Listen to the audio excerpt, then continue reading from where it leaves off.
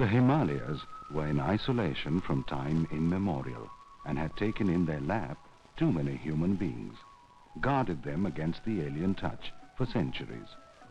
Ancient Indian literature and mythologies refer to various ethnic groups who were believed to have an affinity with some divine races. And one such ethnic community are the Kinauras.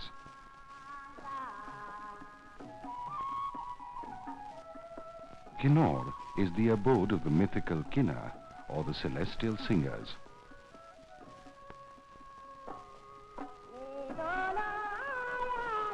Kinnauras are said to be the progeny of Pulastya, according to some scriptures. And their dialect belongs to the Tibeto-Burman family of languages.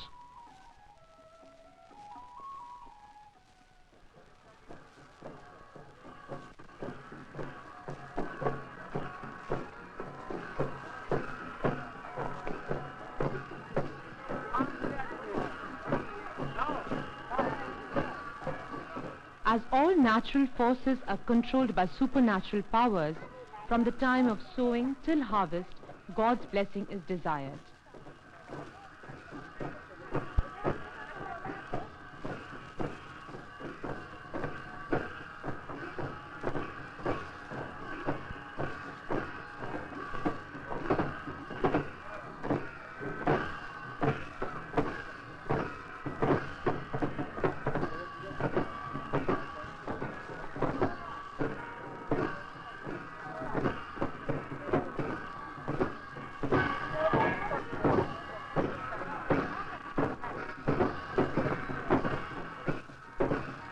This is a typical Kinnauri ritual. The deity is taken on a palanquin around the courtyard, with all the devotees dancing and conversing with it.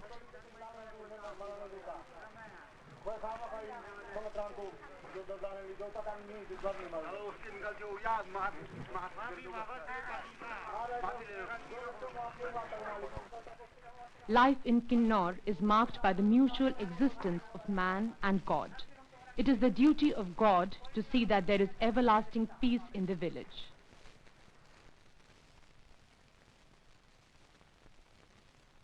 Kinnaur is a place of curious coexistence of Buddhism and Hinduism.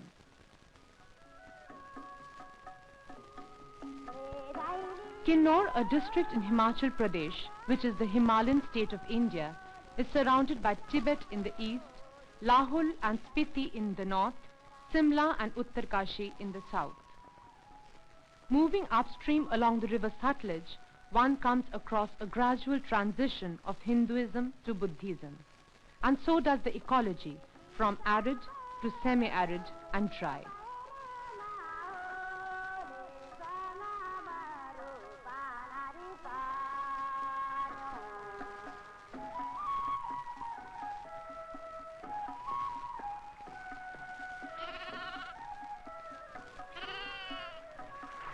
Kinnaur had trade relations with Tibet, Yarkand and Ladakh. The Kinnauras used horses, donkeys, sheep and goat for carrying goods as well as for barter. But now that is a thing of the past. As most part of Kinnaur is situated at an altitude of over 6,000 feet, the inhabitants are naturally required to wear woolen garments throughout the year. To have their own regular supply of wool, they started rearing animals like sheep and goat so that they could get uninterrupted supply of wool.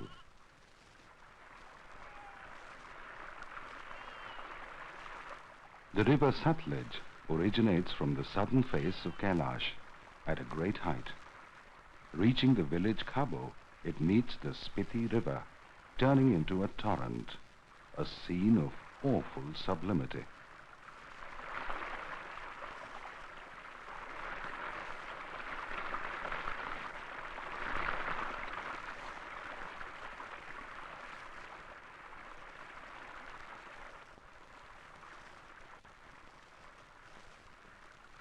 Baspa is a feeder of the Satluj, and people believe that these two rivers are brothers. When they first started flowing, it was agreed upon by them that whoever reaches the point of confluence, which is Karcham earlier, shall retain the name thereafter. Baspa, being the younger, was more boisterous and brought along with him all the paraphernalia of musical instruments, whereas the river Sutlej, being the elder, was more discreet and reached the point of confluence much ahead of his younger brother.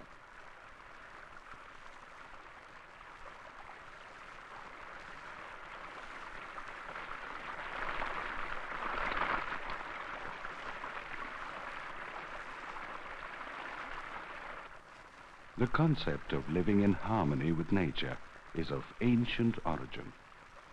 Indian religious texts, literature, folklore, and legends down the ages bear testimony to not only an extraordinary regard for nature, but even reverence for the natural resources like rivers, forests, and mountains. They are venerated as the source of all human life. Long before temples came into being, worship of trees had been widely prevalent in India. The tree, Kalpa Vriksha, has the magical quality of being able to fulfill all desires. It is not a tree with many special features, but a symbolic representation of the divine potential of our vegetation. Vegetation adapts itself to the needs of the time, and the land continues to grow forever. It is sufficient to fulfill all the natural needs of man. In our external experience, we can see the world in its plurality, but in our internal experience, we can perceive it as one. This ultimate reality has been termed God.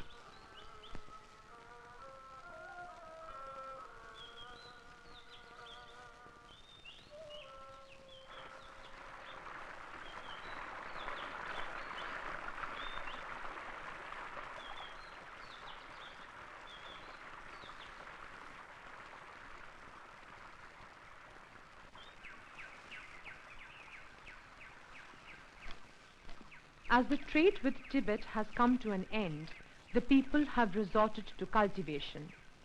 Vegetables are raised for the local market, while fruits like apples and pears are distributed for sale to different parts of the country. Wheat, barley and millet are grown in fields at high altitude. As there is not much rainfall, water is used from rivers or streams that originate from glaciers.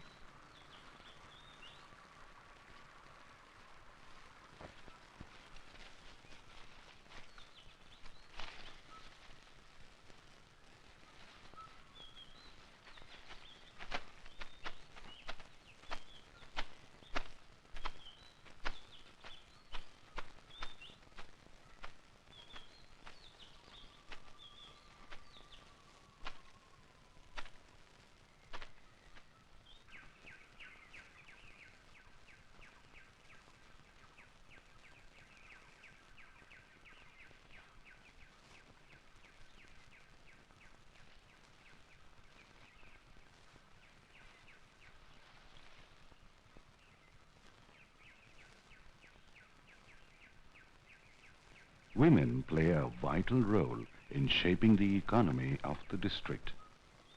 Besides helping in agricultural activities like sowing seeds, harvesting of crops, collecting firewood, making hay, they also carry on with their daily household chores.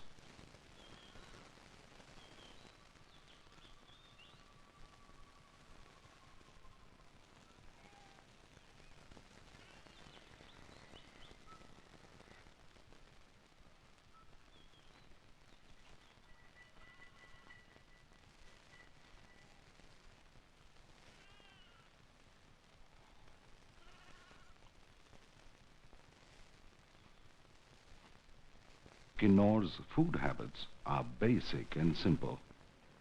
The staple diet is oglo, brass and barley.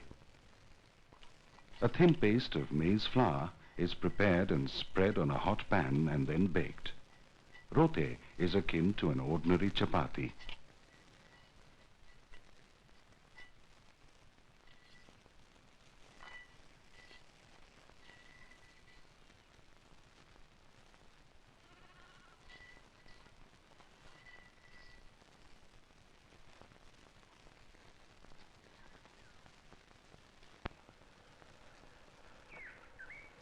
Kinnaur is famous for its apples. Apples are not only in abundance, they have also brought prosperity to this region in recent years. Besides apples, grapes, apricots, nioza, walnuts and pears grow in large quantities.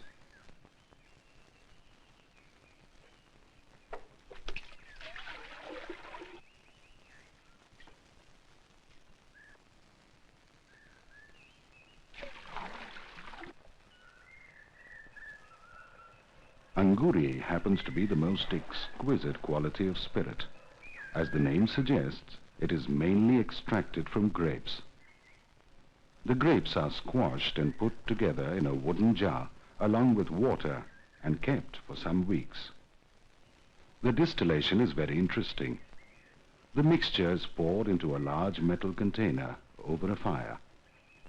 The container is then covered with a stone and is made airtight with mud. Now, a small brass container is placed over the stone. Two rubber pipes, one bringing in cold water and the other drawing out hot water, are placed in the brass container.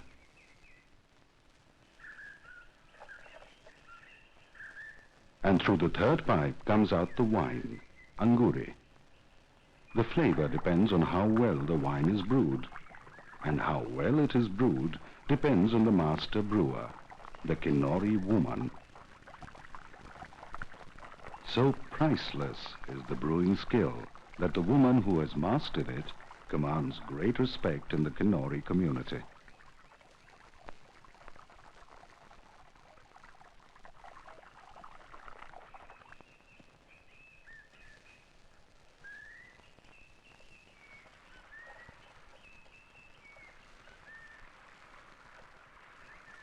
As we delve beyond the realms of the tangible, we find that the nature-man relationship is not only confined to the ecological or subsistent level, but our environment of supernatural beliefs and rituals influence the nature-man interrelationship. Thus, for a holistic portrayal of Kinnaur life, God, or the spirit, offers yet another dimension, and we find inseparable links and an interrelationship between nature, man, and God.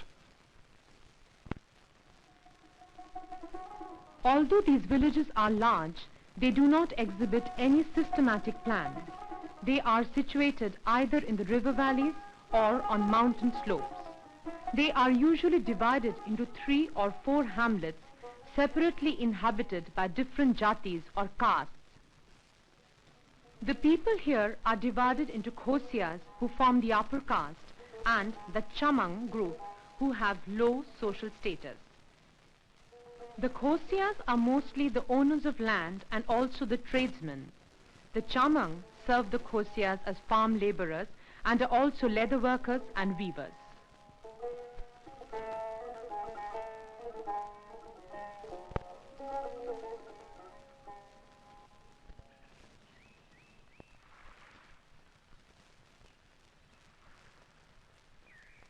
In ancient Hindu texts, there are hymns in praise of Pashan, the god of the shepherds, assigning wool a special position in Hindu rituals. There are also references to the bleaching and spinning of wool, and from these one can assume that a vast ancient knowledge of wool and its weaving processes existed since early Indian civilization. Once the wool is cleared of impurities, it is pulled apart to separate and loosen the entangled fibers. The teasing is carried out with 2 wooden combs, where a lock of wool is placed on one comb and the entanglements are straightened by placing another comb on top and drawing the wool fibers between the 2. The wool, now untwined, is ready to be spun into yarn.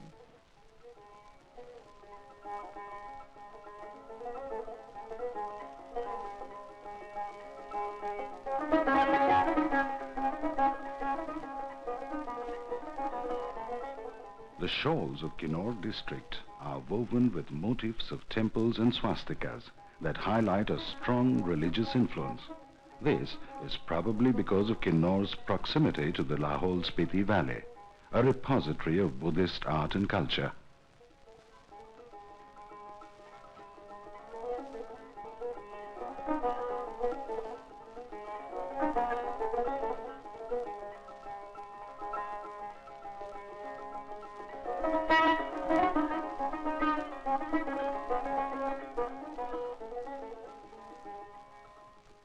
The four colors commonly used for Kinnaur shawls are red, orange, blue and green, though black and yellow are also used sparingly. On the 7th day after childbirth, the shikor or birth pollution is over, the house is cleaned and the mother along with the baby goes to the chashma or the nearby well and takes a bath. After the bath, as she enters home, child in arm, she performs a significant ritual, walking over red-hot stones, and finally, taking a sip of cow urine. The birth of a child is not only necessary to maintain the continuity of the family line, but also to ensure the economic stability of the family.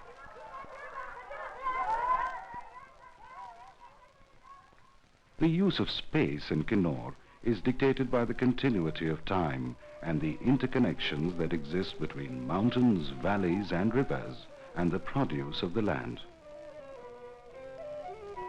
A similar integration adds life to local architecture. The principal construction material are stones and wood. Houses, sometimes spacious and even elegant, are built wherever a suitable site is available. In many cases, a site is chosen with the approval of the local deity.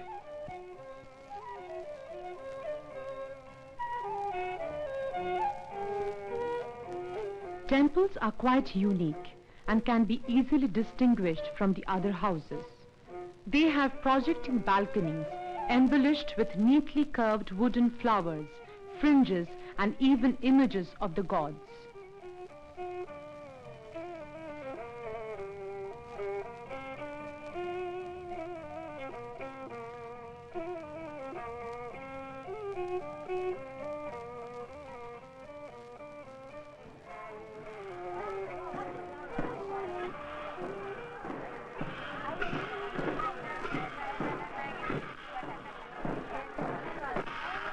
In most religions and communities, particular times and seasons are set apart for rites and ceremonies.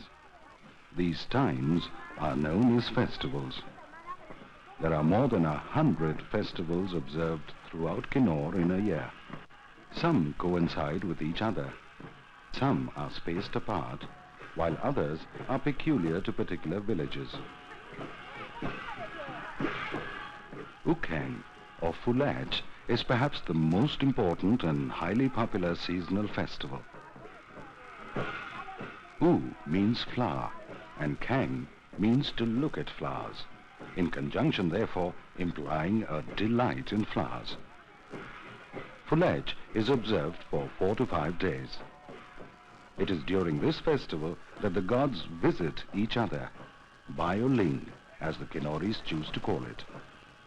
Though popularly known as the Festival of Flowers, the main purpose of Fulaj is to perform annual death rites, RATHIN.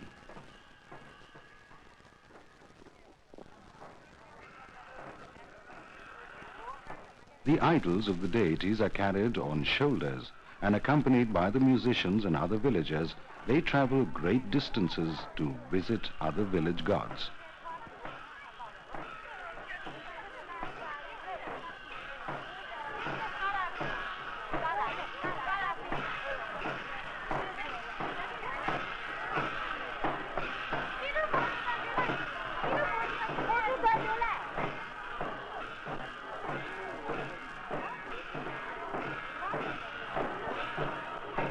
The folk orchestra on such occasions comprises the lower caste bhajantris, or musicians, whose ancestors were devoted to the local devta, or god.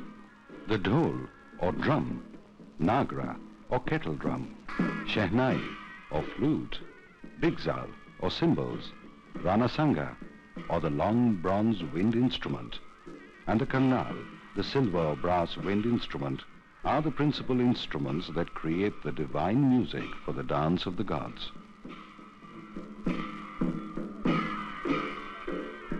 Here we witness an extraordinary incident. Amidst the dancing and the celebrations, all of a sudden, the palanquin carrying one of the gods began to shake and tilt on one side. It seemed that the idol had come alive.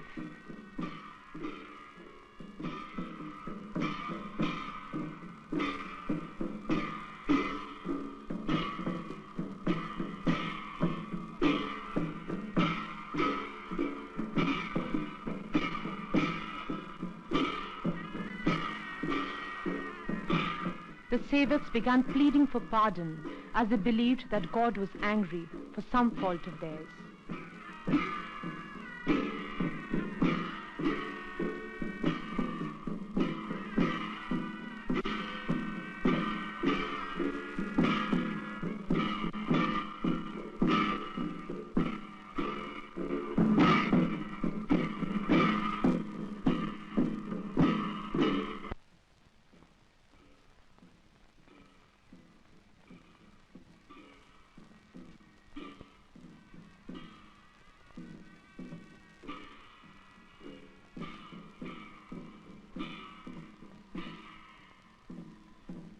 As the evening approaches, the gods are brought to the village santhang, or ground.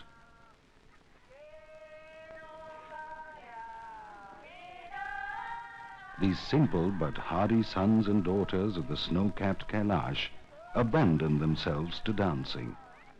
They make a delightful picture in their festive attire, faces sparkling with innocent joy, dancing and singing under the blue sky.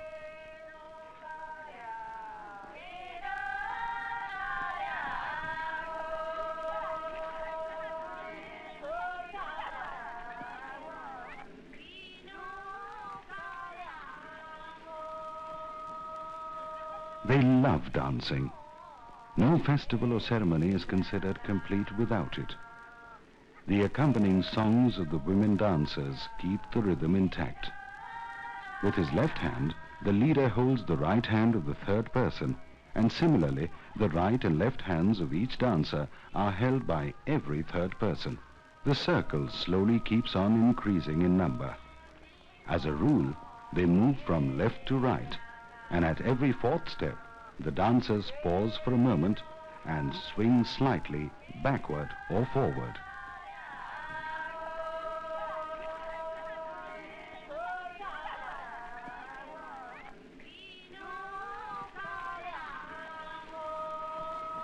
The dance movements are collectively called chalang. During the dance, any two women initiate the song first. This is called balgithang. The lines are repeated in chorus by all the singers, and this chorus is known as jagithang. The dance continues into the early hours of the morning.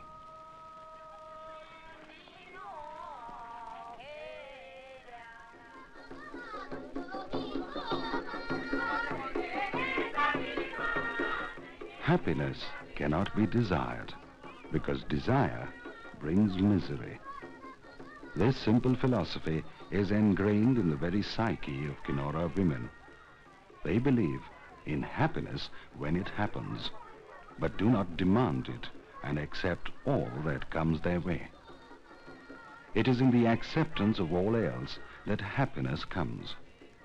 They are not bound by the fearful wish to have, nor by the frantic will to hold, nor to clutch at straws of certainty.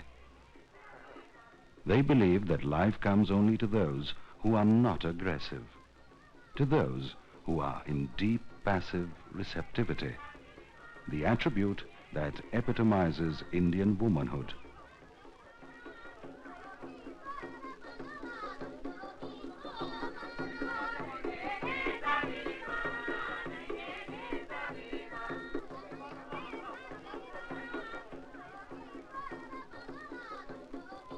Kinnaur marriage is solemnized with a lot of pomp and grandeur. In the Kinnaur society, villages are an extended commune, and goodwill of the village is more important than that of a particular individual. This is quite evident from the manner in which they actively participate in a marriage. The marriage is not confined to the house itself, but to the village as a whole. It involves the prestige of the village. Men, women and children of all ages from the village and also from the neighboring villages participate in the marriage and share the various work among themselves. The women put on their best attire. Dori is a blanket that folds partly around the body and partly comes up around the shoulders, where it is fastened by a large copper or silver brooch. The borders of doris have beautiful designs in various attractive colors. The choli is the upper garment akin to a full-sleeved blouse. Chanli is what may be called a shawl. The common headdress is a woolen cap, locally called thepani. The Kinnaur women are very fond of ornaments. The ornaments are made by local lohars who are expert in making artistic designs. They are mainly made of silver and gold. The bridegroom with his friends and relatives visits the house of the bride to bring her, and they are treated with elaborate Kinnaur hospitality. Before dawn breaks, the bridegroom and his party takes the bride to his house.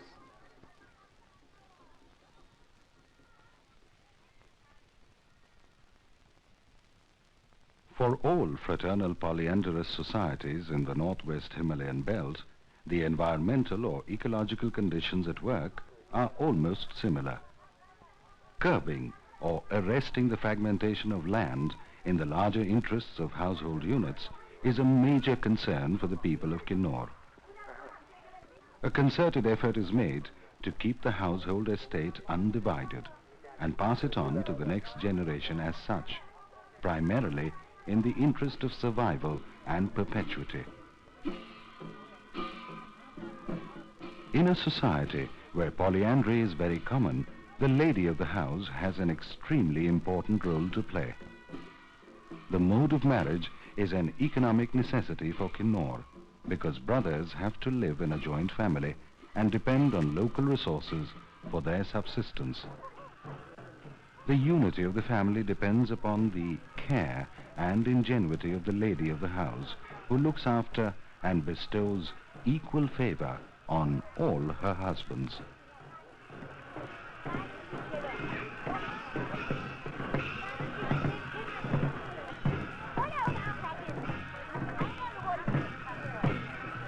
The village god is then brought to the groom's house to bless the new couple and the family.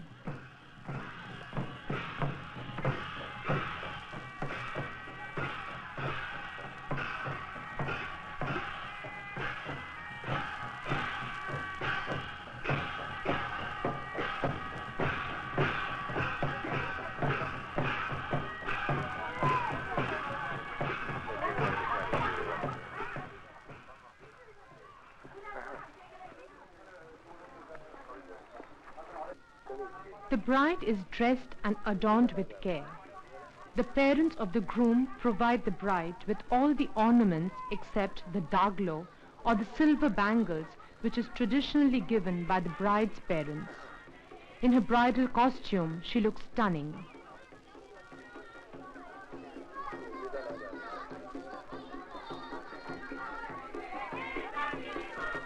Then come the rites of building sarmu. All the villagers, including their relatives from other villages, assemble and offer belding or presents by way of cash or cloth and other gifts. These are duly noted by the majomis. The bride and bridegroom sit separately, each with his or her close friends and relatives receiving the presents.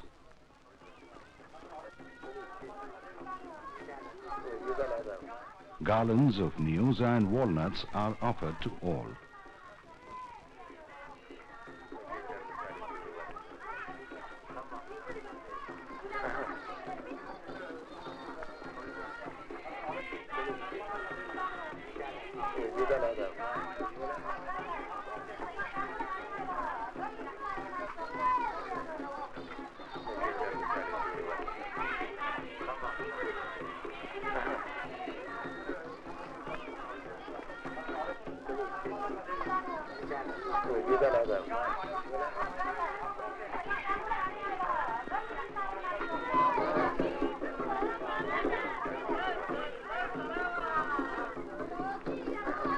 On any appropriate occasion, the people start singing and dancing, and through this, they forget all the sorrows of their hard life. Marriage is no exception. This too culminates with night-long dance.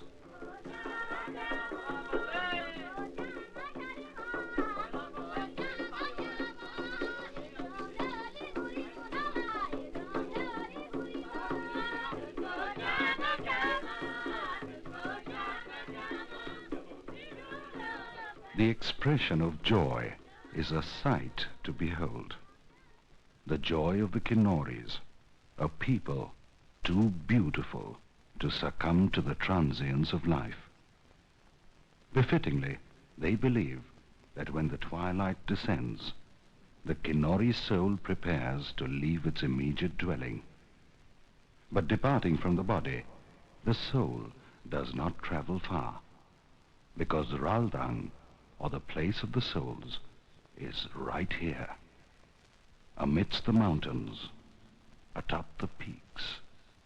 Here, the Kinnauri retires in eternal peace, never yet leaving his land.